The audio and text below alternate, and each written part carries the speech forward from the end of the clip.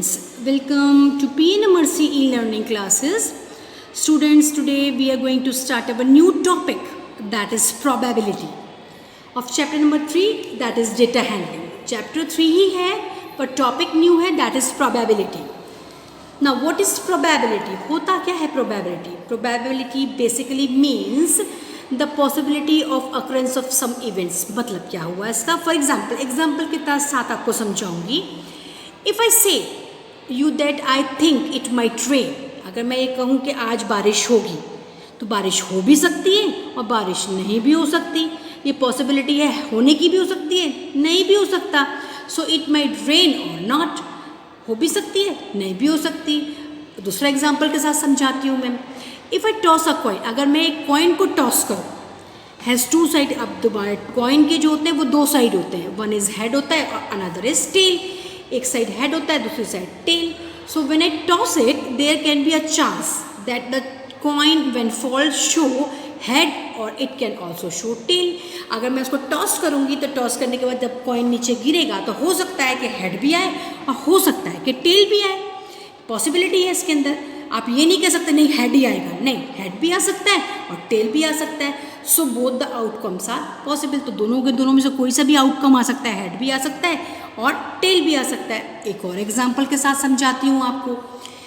When you roll a dice, dice समझते हैं ना, वो लूडो खेलते हैं, जो डाइस होता है उस डाइस को रोल करते हैं. यू डोंट नो कि वो किस नंबर पे जाके रुकेगा, on which number it will stop. It can be 1, 2, 3, 4, 5 और 6.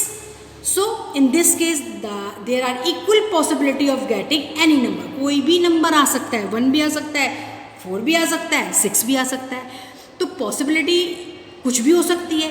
अब प्रोबेबिलिटी का फॉर्मूला क्या है? Number of favourable outcomes upon total number of outcomes. मतलब कितने आउटकम्स हो सकते हैं और upon total number of outcome. This is the formula to find out the probability. अब मैं सम सॉल्व करूंगी तो आपको बहुत ही अच्छी तरह से समझ में आ जाएगा. Now let's solve exercise 3.4. So exercise 3.4 students, first question is tell whether the following is certain to happen. मतलब होगा ही ये चीज़, impossible नहीं होगा. Can happen but not certain, हो भी सकता है but certain नहीं है. अब ये है हमारी observation. You are older today than yesterday. Second is a tossed coin will land head up. And third is a dice when tossed shall land up with 8 on top. Fourth one is the next traffic light seen will be green. And fifth one is tomorrow will be a cloudy day. So let's solve question number 1.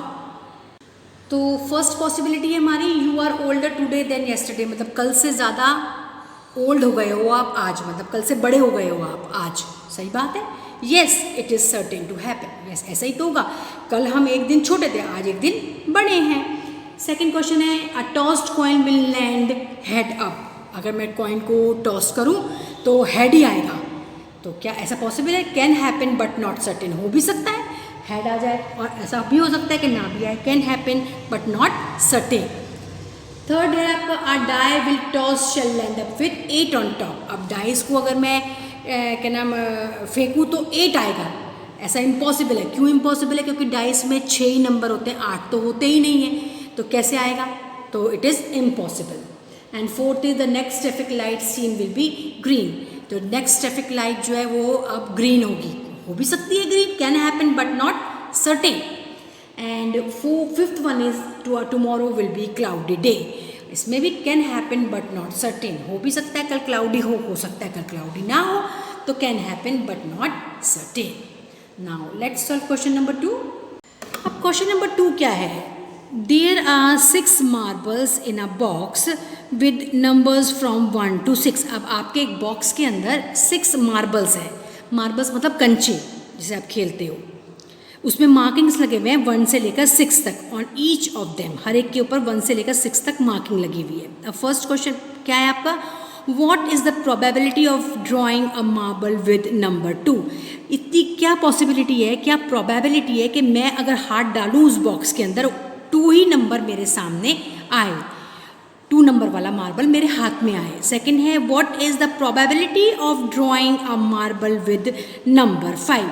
और अगर मैं उस box में हाथ डालूं तो क्या ये प्रोबेबिलिटी है कि मेरे हाथ में 5 नंबर वाला मार्बल ही आए। नाउ सेकेंड क्वेश्चन का फर्स्ट पार्ट है टोटल नंबर ऑफ मार्बल्स कितने हैं, 6 हैं, क्योंकि मैंने 1 से लेकर 6 तक मार्किंग करी है। Therefore total number of outcomes कितनी हो गई, 6 ही हो गई, क्योंकि टोटल नंबर ऑफ मार्बल्स जितने होंगे टोटल नंबर ऑफ आउटकम्स उतनी ही होंगी। Probability of drawing a marble with number 2 is 1 of the 6 outcome. 6 outcome में 6 मार्बल में से कोई एक मार्बल ऐसा होगा जिसके ऊपर 2 लिखा होगा। तो इसका फॉर्मूला ये है number of favourable outcomes upon total number of outcome. Number of favourable outcome का क्या है आपका 1, एक ही पॉसिबिलिटी है ना उसकी आने की, और टोटल कितने मार्बल्स हैं उसके अंदर 6 है। टोटल नंबर ऑफ आउटकम्स कितनी है 6, तो प्रोबेबिलिटी है 1/6। अब सेकंड पार्ट क्या है, टोटल नंबर ऑफ मार्बल्स कितने हैं हमारे पास 6 हैं। Therefore total number of outcomes कितनी होंगी 6 होंगी, मतलब 6 मार्बल्स हैं।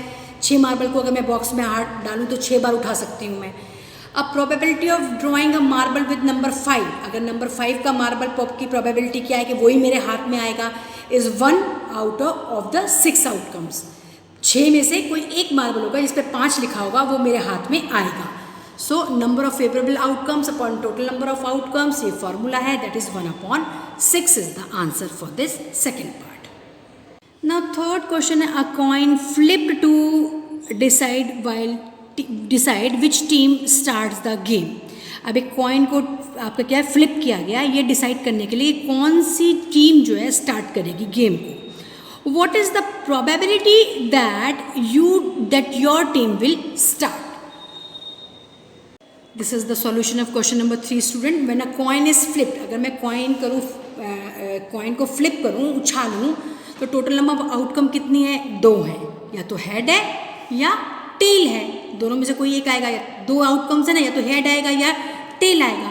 सो गेटिंग प्रोबेबिलिटी ऑफ हेड और टेल क्या है, number of favourable outcomes upon total number of outcomes.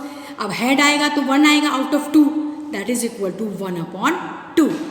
Therefore, the probability that my team will start is 1/2.